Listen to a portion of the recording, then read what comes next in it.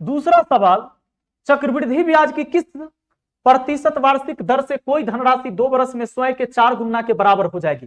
स्वयं के 4 गुना के बराबर, इस बार 2 वर्ष है तो मान लो कि मूलधन 1 होगा तो 4 गुना के बराबर मतलब 4 हो जाना। अब 2 वर्ष है भैया तो स्क्वायर रूट करना है, ठीक है ना, वर्गमूल बना लेना है। 1 का वर्गमूल 1 होता है और 4 का वर्गमूल 2 होता है। अब 1 साल का निकल गया मूलधन मिश्रधन, तो 1 से 2 हो गया तो बढ़ा कितना, 1, कितना पर वृद्धि, तो 1 पर, और प्रतिशत के लिए 100% से गुना, यानी हो गया भैया 100% आया, 100% आया, यानी रेट 100% रहेगा, रेट 100% रहेगा, तब 2 वर्ष में कोई धन 4 गुना हो जाएगा। समझे कि नहीं? रेट 100% रहेगा तब।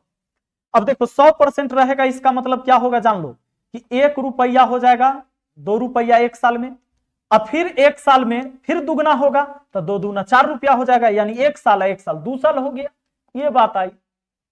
अब देखिए नेक्स्ट क्वेश्चन भैया, तीसरा सवाल हमारा, यदि कोई धनराशि वार्षिक आधार पर चक्रवृद्धि ब्याज पर 2 वर्ष में अपनी 1.44 गुनी हो जाती है तो उस ब्याज की वार्षिक दर कितनी है? वार्षिक दर कितनी है?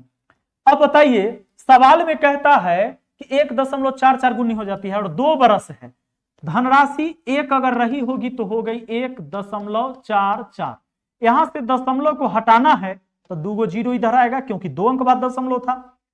2 वर्ष है तो वर्गमूल बना देंगे। अब बताइए, ये हुआ 10, ये हुआ 12, तो भैया ये कितना बढ़ गया? 2 बढ़ गया, कितना पर? 10 पर।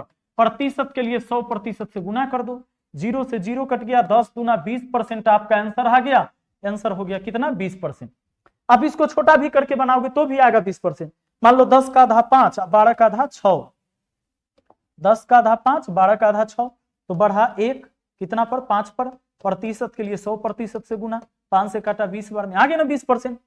ऐसे भी कर सकते थे। तो भैया देखिए अगला सवाल, अगला सवाल क्या है, मुझे लगता है कि आप लोग बना देंगे। किसी वार्षिक चक्रवृद्धि ब्याज की दर से, किसी वार्षिक चक्रवृद्धि ब्याज की दर से कोई धनराशि 3 वर्ष में स्वयं की 27 गुनी हो जाती है, ठीक है। किस वार्षिक दर से, यहां किस ही नहीं रहता, किस रहता, किस वार्षिक चक्रवृद्धि ब्याज की दर से कोई धनराशि 3 वर्ष में स्वयं की 27 गुनी हो जाती है। इस बार 3 वर्ष है, 27 गुनी होनी है, 27 गुनी होनी है। 27 गुनी होने का क्या मतलब कि 1 से हो जाएगा 27, 3 वर्ष है तो क्यूब रूट इधर भी, क्यूब रूट इधर भी कर देना है, ये 1 आ जाएगा, ये 3 आ जाएगा। 1 से 3 हुआ तो वृद्धि कितना का? 2 का। बट्टा में कौन लिखेंगे? पहले वाला मूलधन, प्रतिशत के लिए 100% से गुना, यानी दोस्तों हो गया 2%, आप सॉरी 200% आपका आंसर। 200% रेट रहेगा तब हो जाएगा कोई धनराशि 3 वर्ष में 27 गुना, 200% रेट रहेगा तब। वाह,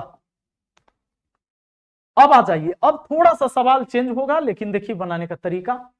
चक्रवृद्धि ब्याज की किसी वार्षिक प्रतिशत दर से कोई धनराशि 4 वर्ष में स्वयं की दुगनी हो जाती है, उसी दर से कितने वर्ष में वह स्वयं की 16 गुनी हो जाएगी?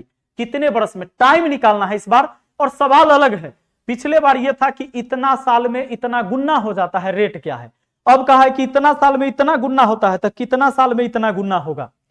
सवाल है ये, कहता है कोई धनराशि चक्रवृद्धि ब्याज की किसी वार्षिक प्रतिशत दर से कोई धनराशि 4 वर्ष में स्वयं की दुगनी हो जाती, 4 वर्ष में, 4 वर्ष, चलो ईयर लिख देते हैं इंग्लिश में ही, 4 वर्ष में कितनी हो जाती है? 2 गुनी हो जाती है। 4 वर्ष में कितनी हो जाती है? 2 गुनी हो जाती है। तो कहता है उसी दर से कितने वर्ष में वह स्वयं की 16 गुनी हो जाएगी? कितने वर्ष में? T2 निकालना है, दूसरा टाइम निकालना है, एक टाइम दिया है, दूसरा टाइम निकालना है, 16 गुनी हो जाएगी। देखो इस सवाल को बनाने के लिए बड़ा बेहतरीन टेक्निक है। क्या टेक्निक है समझिए, ये पहला टाइम है, ये पहला गुना, ये दूसरा टाइम, ये दूसरा गुना, नहीं तो पहले वाला का पावर कितना दे कि दूसरा वाला के बराबर हो जाए?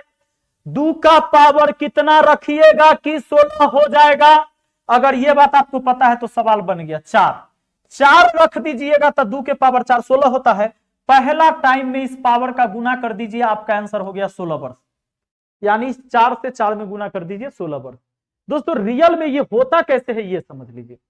फॉर्मूला ये होता है कि n1 का पावर दूसरा टाइम लिखिए और n2 का पावर पहला टाइम लिखिए, बना लीजिए सवाल। ये है आपको तो T2 निकालना है, n1 का पावर t2 और n2 का पावर t1, उल्टा लिखना है। n1 का पावर दूसरा टाइम और n2 का पावर पहला टाइम। n का मतलब होता है गुन्ना। तो अब है यहां पर देखिए, वार्षिक दर से धनराशि 4 वर्ष में स्वयं की दुगनी हो जाती है। पहला गुना दुगना बोला है, यहां लिख दिए। और दूसरा टाइम कितने वर्ष में 16 गुनी हो जाएगी, दूसरा टाइम तो हमें निकालना है। अच्छा, 4 वर्ष में स्वयं की दुगनी हो जाती है, तो कितना वर्ष में 16 गुनी होगी, दूसरा गुना ये है, तो दूसरा गुना n2 के जगह, और 4 वर्ष पहला टाइम है, तो पहला टाइम यहां लिखना है। अब ये 2 का पावर t2 तो ठीक है, बराबर ये कितना हो जाएगा, 2 का पावर 4 इसका पावर 4, तो 2 का पावर 16 हो जाएगा। क्योंकि देखिए 16 के पावर 4 को आप 2 के पावर 4 उसका पावर 4 लिख सकते हैं, तो 2 का पावर 16 हो गया।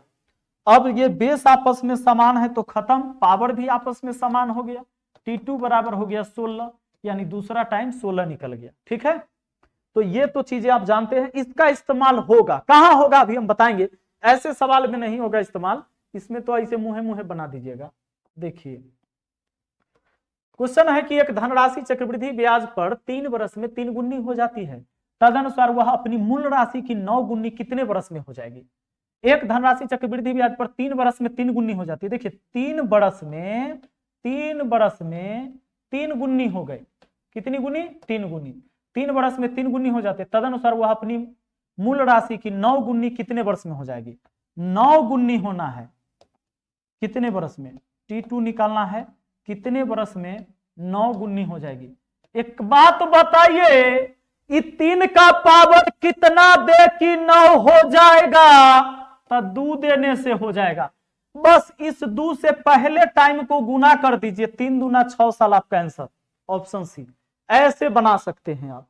चलिए अगला सवाल देखते हैं। प्रश्न है भैया, चक्रवृद्धि ब्याज की किस दर से कोई धनराशि 15 वर्ष में स्वयं की दुगनी होती है। किसी दर से कोई धनराशि 15 वर्ष में स्वयं की दुगनी होती है, उसी दर से वह स्वयं की 8 गुनी कितने वर्ष में हो जाएगी। 15 वर्ष में स्वयं की दुगनी, 15 साल में स्वयं के दुगनी हुई है, 15 साल में स्वयं की दुगनी हुई है, कहता है उसी दर से वह स्वयं की 8 गुनी कितने वर्ष में होगी। 8 गुनी करना है ना, कितने वर्ष में, 8 गुनी।